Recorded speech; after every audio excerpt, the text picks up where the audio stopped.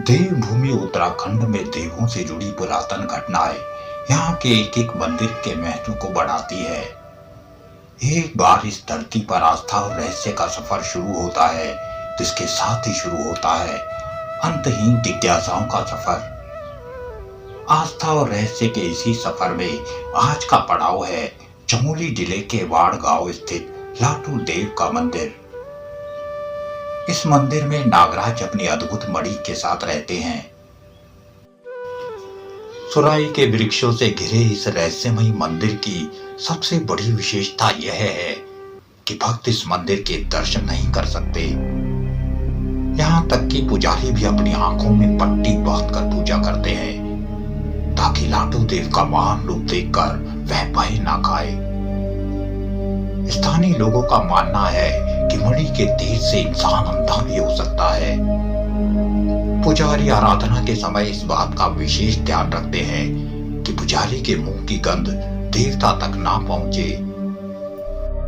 पौराणिक मान्यताओं के अनुसार लाटू देव को उत्तराखंड की आराध्या देवी नंदा देवी के भाई के रूप में माना गया है। नंदा देवी को भगवान शिव की पत्नी पार्वती का एक रूप माना जाता है। कहते हैं नंदा देवी के कोई भाई नहीं था।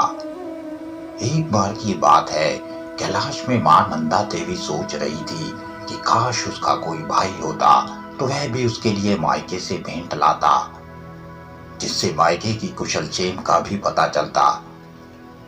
जब भगवान शिव ने उनसे उदासी का कारण पूछा तो मां ने कहा कि मुझे मायके की याद आ रही है। यदि मेरा भाई होता तो वह मेरे लिए मायके से भेंट लाता, कलेवा लाता और मुझे उससे मायके की कुशल क्षेम की भी जानकारी मिलती।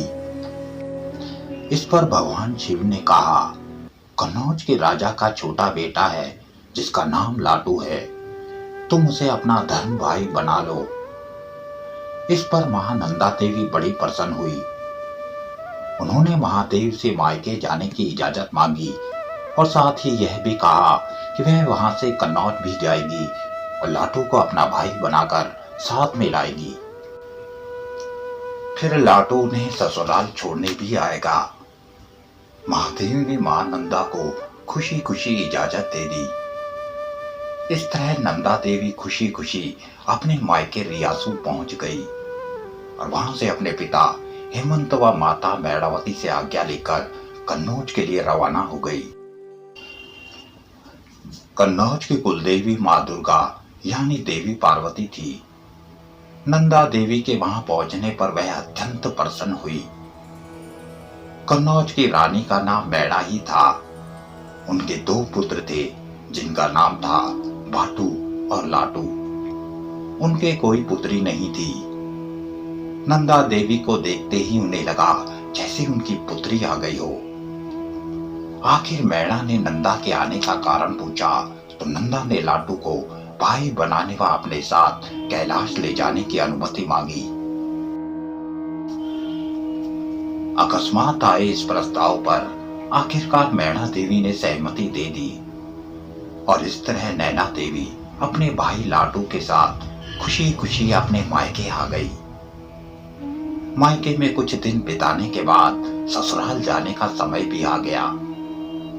गांव ही नहीं बल्कि आसपास के इलाके के लोग भी देवी नंदा को विदा देने के लिए एकत्रित हो गए। आखिरकार नंदा देवी ने भाई लाटू के साथ अपने मायके से विदा ली। कहा जाता है कि जब नंदा देवी की डोली बाढ़ गांव में पहुंची तो नंदा देवी नहाने चले गई।